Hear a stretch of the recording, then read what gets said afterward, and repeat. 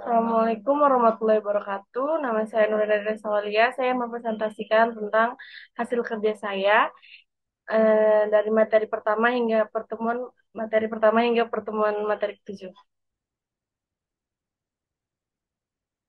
Konsep umum kewirausahaan dan memahami konsep sukses kewirausahaan. Kewirausahaan adalah salah satu istilah yang sudah tidak asing lagi bagi kita. Praktik-praktik kewirausahaan pun kini banyak dijalankan oleh orang-orang secara sederhana. Kewirausahaan dapat didefinisikan sebagai kemampuan untuk menciptakan visi, inovasi, dan melihat suatu peluang di masa datang. Konsep kewirausahaan merupakan kemampuan kreatif dan inovatif yang dijadikan dasar untuk menciptakan sesuatu yang baru dan berbeda melalui berpikir kreatif dan bertindak inovatif untuk menciptakan peluang bisnis dalam kewirausahaan. Ada beberapa hal yang perlu dipahami dan dimiliki oleh seorang pengusaha. Menurut media, dalam buku kewirausahaan, tujuan kewirausahaan meningkatkan jumlah para wirausaha yang berkualitas, mewujudkan kemampuan dan kemantapan para wirausaha untuk menghasilkan kemajuan dan kesejahteraan, membiasakan dan memudayakan semangat, sikap, perilaku, dan kemampuan wirausaha di kalangan masyarakat guna meningkatkan kualitas sumber daya manusia, menumbuh menumbuh kembangkan kesadaran dan orientasi kewirausahaan yang tangguh dan kuat kepada masyarakat. Merintis usaha baru dan modal pengembangan. Merintis usaha baru adalah sebuah rancangan pribadi mengenai bagaimana membentuk dan mendirikan usaha baru, baik yang terkait dengan ide, modal, manajemen, maupun organisasi. Merintis usaha baru sendiri bertujuan untuk memasuki dunia usaha dengan ide dan rancangan yang dilakukan secara matang. Merintis usaha baru atau starting untuk masuk ke dalam dunia usaha, seseorang harus memiliki jiwa wirausaha. Wirausaha adalah seorang yang mengorganisir, mengelola, dan memiliki keberanian menghadapi risiko. Sebagai pengelola dan pemilik usaha, business owner, manager, atau pelaksana usaha kecil, small business operator. Ide dan peluang. Agar ide menjadi peluang, maka harus dievaluasi dengan cara screening atau penjaringan, yaitu ide harus dimunculkan dalam bentuk yang real, barang dan jasa baru yang berbeda di pasar barang dan jasa yang berbeda itu harus menciptakan nilai efisien baik bagi konsumen maupun pembeli. Potensial mengamati pintu asal-usul peluang, menjamin jumlah dan kualitas produk yang dihasilkan, menaksir biaya awal, perhitungan risiko yang mungkin terjadi. Cara mengembangkan usaha. Cara mengembangkan usaha itu ada 6 langkahnya. Tingkatkan promosi, kenali kompetitor, memperluas jaringan, tingkat sumber daya, utamakan pelayanan konsumen, lakukan inovasi produk.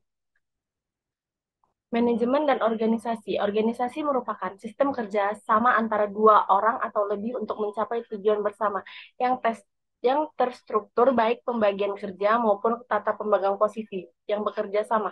Secara tertentu, istilah manajemen mengacu pada proses mengkoordinasi yang mengintegrasikan kegiatan-kegiatan kerja agar diselesaikan secara efisien dan efektif. Menurut Kay Liang Lee, manajemen adalah seni dan ilmu perencanaan, pengorganisasian, penyusunan, pengarahan, dan pengawasan dari sumber daya manusia untuk mencapai tujuan yang telah ditetapkan. Fungsi manajemen adalah perencanaan, pelaksanaan, pengorganisasian, dan pengendalian.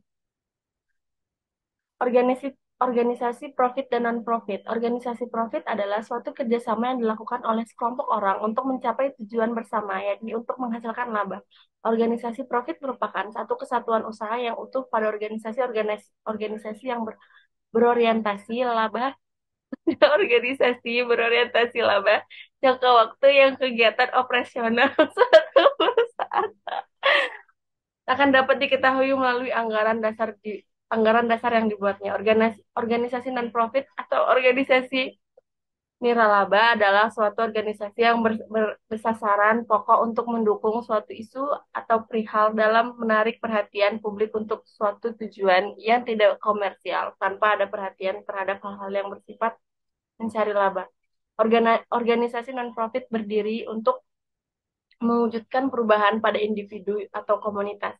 Organisasi non-profit menjadikan sumber daya manusia sebagai aset yang berharga karena semua aktivitas organisasi ini pada dasarnya adalah dari manusia, oleh manusia, dan untuk manusia. Pada organisasi non-profit tidak ada pemilikan seperti lazimnya pada organisasi organisasi bisnis, dalam arti bahwa pemilikan dalam organisasi organisasi non-profit tidak dapat dijual atau ditebus kembali. Sistem pengendalian manusia. Sistem pengendalian manajemen. Sistem pengendalian manajemen adalah suatu kerangka kerja yang digunakan oleh organisasi untuk mengelola kinerja mereka dengan cara efektif dan efisien. SPM mengukur kinerja, mengendalikan operasi, dan memantau hasil yang dicapai. Keuntungan menggunakan sistem pengendalian manajemen. Menggunakan sistem pengendalian manajemen memiliki banyak keuntungan bagi perusahaan. Pertama-tama, sistem ini membantu meningkatkan efisien operasional dan produktivitas karyawan. Selain itu, sistem ini juga membantu mengurangi risiko kegagalan bisnis dan meningkatkan kemampuan perusahaan untuk mengambil keputusan yang lebih baik dengan menggunakan sistem pengendalian manajemen. Perusahaan dapat memperoleh informasi yang lebih akurat dan real time tentang kinerja bisnis mereka. Hal ini memungkinkan mereka untuk merespon perubahan pasar dengan lebih cepat dan efektif, serta membuat keputusan yang lebih baik berdasarkan data yang tersedia. Perilaku organisasi. Perilaku organisasi adalah suatu disiplin ilmu yang mempelajari bagaimana seharusnya perilaku tingkat individu, tingkat kelompok, serta dampaknya terhadap kinerja, baik kinerja individual, kelompok, maupun organisasi. Perilaku organisasi berusaha untuk mengontrol, memprediksikan, dan menjelaskan, namun ada sejumlah kontroversi mengenai dampak etis dari pemusatan perhatian terhadap perilaku pekerja. Karena itu, perilaku organisasi dan studi yang berdekatan dengan yaitu psikologi industri kadang-kadang dituduh telah menjadi alat ilmiah bagi pihak yang berkuasa. Sistem pengendalian perilaku organisasi. Sistem pengendalian perilaku organisasi sebagai sebuah sistem dalam menentukan strategi yang ditetapkan dan upaya untuk mencapai tujuan organisasi melalui fungsi pengendalian setiap aktivitas yang terjadi. Memahami unit bisnis sebagai pusat laba dan mengukur profitabilitas. Pusat laba adalah pusat pertanggungjawaban yang prestasi manajernya diukur berdasarkan laba. Pusat laba dapat dibentuk dengan struktur divisionalisasi yang memungkinkan unit utama bertanggung jawab terhadap produksi dan pemasaran sekaligus. Pusat laba dibentuk dengan keputusan expense and refund refund rate of keputusan ini ditentukan dengan dua kondisi, yaitu manajer memiliki akses ke informasi yang relevan dalam membuat keputusan dan terdapat ukuran efektif aktivitas atas trade-off yang dibuat manajer. Manfaat pusat laba menjadikan unit organisasi sebagai pusat laba dalam memberikan manfaat sebagai berikut. Keputusan operasional dapat dilakukan lebih cepat karena tidak memerlukan pertimbangan dan kantor pusat. Kualitas keputusan cenderung lebih baik karena dilakukan oleh orang yang benar-benar mengerti tentang keputusan tersebut. Kualitas keputusan yang meningkat karena keputusan tersebut dibuat oleh para manajer yang paling dekat dengan titik keputusan. Manajer kantor pusat bebas dari urusan operasional rutin dan bisa lebih fokus pada keputusan yang lebih luas.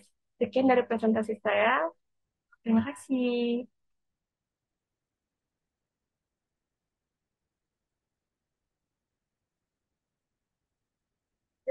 Udah selesai.